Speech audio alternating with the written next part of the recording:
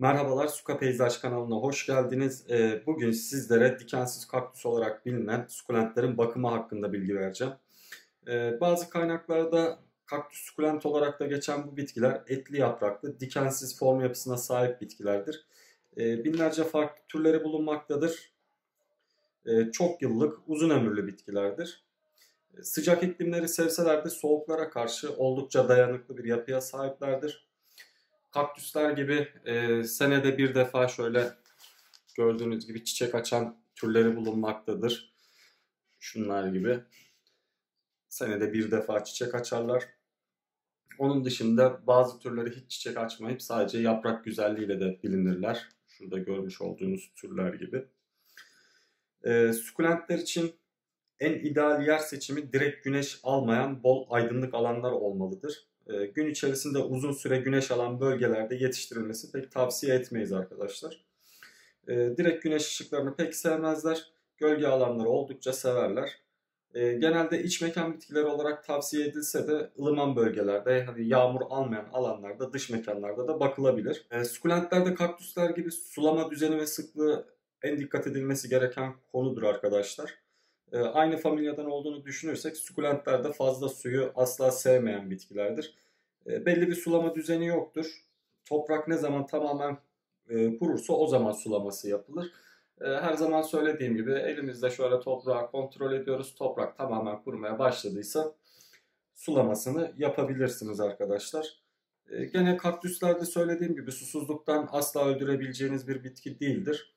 Ben kavurucu yaz sıcaklarında ortalama haftada bir, daha serin dönemlerde 20 günde bir, hatta bazen ayda bir suladığım zamanlar oluyor. Siz de kendi bulunduğunuz bölgenize göre bir sulama düzeni oluşturabilirsiniz. Fazla sulanan bitkilerde çeşitli hastalıklar görülecektir. Ömürleri kısa olacaktır. Aşırı sulamada başta bu bitkilerde kök çürümelerine neden olur. Daha sonra yaprak bitleri gibi birçok hastalığın temel nedenidir aslında aşırı sulama. İkinci önemli nokta ise saksı değişimidir. Çok sık saksı değiştirilmesini sevmeyen bitkilerdir. Peki ne zaman saksı değiştirmelidir arkadaşlar? Sukulentimizin çapı saksının çapını doldurmaya başladığında artık saksı değişimi yapılması gerekmektedir. Örneğin şurada görmüş olduğumuz saksımız artık çapını doldurmuş. Bunun saksı değişimi yapılabilir. Gene aynı şekilde şuradaki büyük sukulentimiz artık saksıyı doldurmuş. Bu sukulentimizin artık saksı değişimi yapılabilir. Ama şuradakiler, bunların saksı değişimini daha yapmamıza gerek yok. Çünkü biraz daha çaplarını doldurmaları gerekiyor. Şu da aynı şekilde.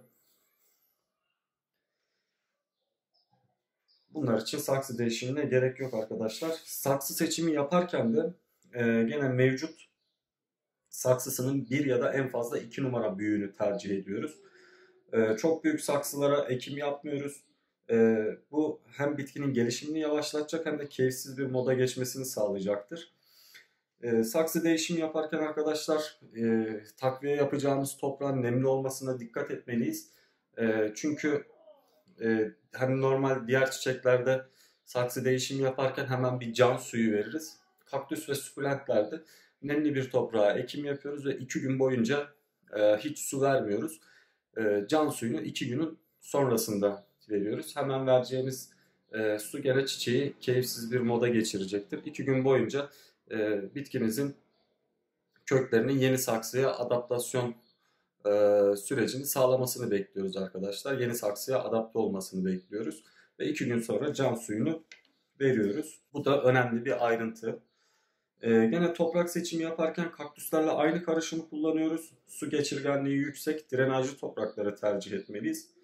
Bunun için en uygun karışım %50 oranında torf, %20 humuslu toprak, %10 oranında kokopit, %20 oranında perlit, çakıl taşı veya kumu karıştırarak gerekli toprak yapısını sağlayabiliriz. Gene kaktüs ve sukulentlere özel hazır vitaminler satılmakta.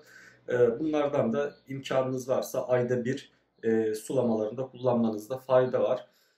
Şöyle değişik cinsleri bir araya getirerek farklı aranjmanlar da elde edip kullanabileceğimiz bir bitki. Görmüş olduğunuz gibi burada 1, 2, 3, 4, 5 çeşit farklı kaktüs bulunmakta. Şöyle güzel aranjmanlarda elde edebileceğimiz bir bitki türüdür arkadaşlar. Bakımı oldukça kolaydır. Çok fazla emek harcamadan sadece sulama düzenine ve yer seçimine dikkat ettiğinizde çok uzun yıllar evlerimizi, balkonlarımızı, salonlarımızı süsleyebilecek zahmetsiz güzel bitkilerdir arkadaşlar. Benim anlatacaklarım genel olarak bu kadar. Umarım size yararlı bilgiler vermişimdir. Kanalıma destek olmak için abone olmayı, videoları beğenmeyi unutmayalım arkadaşlar. Kafanıza takılan, sormak istediğiniz soruları yorum bölümüne eklerseniz hepinize tek tek cevap vermeye çalışıyorum. Ve bir sonraki videoda görüşmek üzere diyorum.